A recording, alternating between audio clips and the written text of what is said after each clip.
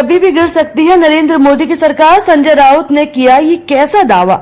18वीं लोकसभा का पहला सत्र अगले हफ्ते यानी 24 जून से शुरू होने वाला है। यह सत्र 9 दिन यानी 3 जुलाई तक चलेगा। 26 जून से लोकसभा स्पीकर के चुनाव की प्रक्रिया शुरू होगी। ऐसे में लोकसभा पद को लेकर सियासी घमासान मच गया है।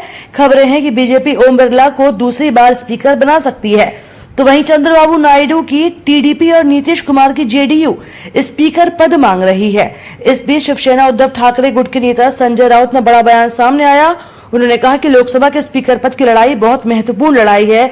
अगर राहुल गांधी बोलते हैं कि हम कभी सभी सरकार गिरा सकते हैं, तो उसका मतलब आप समझ जाइए। उन्होंने ये भी कहा कि एनडीए सरकार स्थिर नहीं है, यहाँ कुछ भी हो सकता है। देखिए, ये लड़ाई जो है लोकसभा स्पीकर की लड़ाई बहुत महत्वपूर्ण लड़ाई है। अब 2019 और 2014 वाली स्थिति संसद में नहीं है। अगर राहुल गांधी जी बोलते हैं कि हम चाहे तो सरकार कभी भी गिरा सकते हैं, उसका मतलब आप समझ जाइए कि जो बैठे हैं प्रधानमंत्री पद पर या सरकार जो बनाई है एनडीए की, वो स्थिर नहीं है, स्टेबल नहीं है, कुछ भी हो सकता है।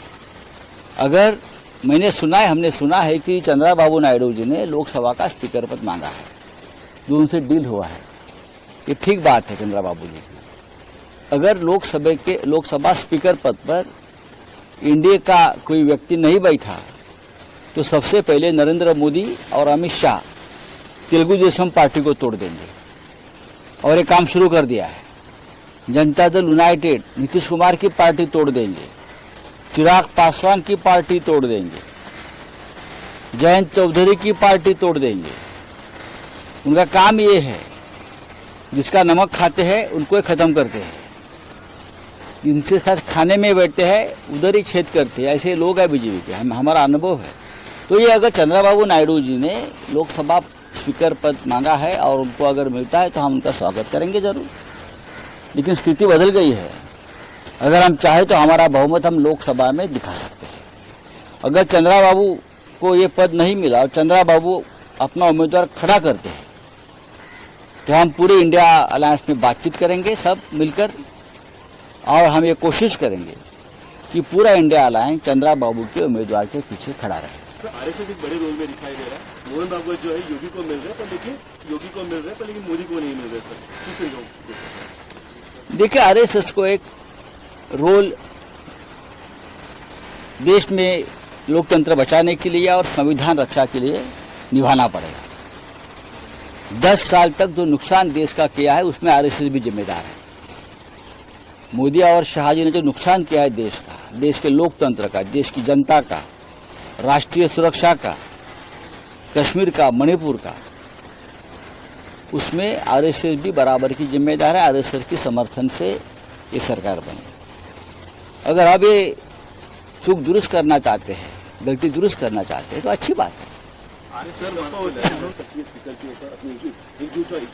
देखिए, ये लड़ाई जो है लोकसभा स्पीकर की लड़ाई बहुत महत्वपूर्ण लड़ाई है। अब 2019 और 2014 वाली स्थिति संसद में नहीं है।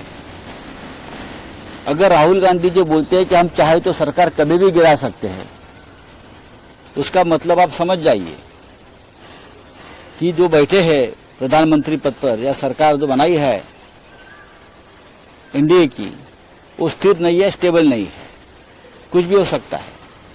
अगर हमने सुना है कि चंद्रबाबू नायडू जी ने लोकसभा का स्पीकर पद मांगा है, जो उनसे डील हुआ है। ये ठीक बात है चंद्रबाबू जी की। अगर लोकसभा स्पीकर पद पर एनडीए का कोई व्यक्ति नहीं बैठा, तो सबसे पहले नरेंद्र मोदी और अमित शाह तेलुगु देशम पार्टी को तोड़ देंगे, और ये काम शुरू कर दिया है। जनता दल यूनाइटेड नीतीश कुमार की पार्टी तोड़ देंगे, चिराग पासवान की पार्टी तोड़ देंगे, जयंत चौधरी की पार्टी तोड़ देंगे। उनका काम ये है, जिसका नमक खाते हैं उनको खत्म करते हैं, जिनके साथ खाने में बैठते हैं उधर ही छेद करते हैं। ऐसे लोग हैं बीजेपी के, हमारा अनुभव है।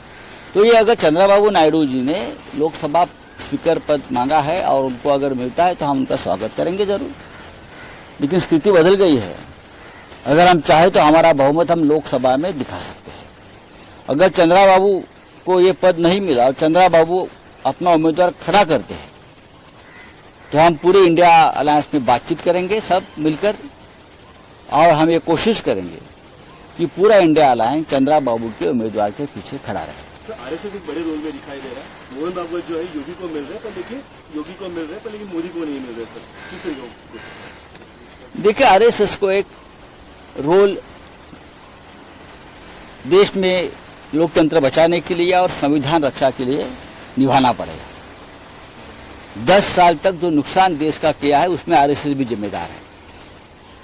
मोदी और शाह जी ने जो नुकसान किया है देश का, देश के लोकतंत्र का, देश की जनता का, राष्ट्रीय सुरक्षा का, कश्मीर का, मणिपुर का, उसमें आरएसएस भी बराबर की जिम्मेदार है। आरएसएस के समर्थन से ये सरकार बनी।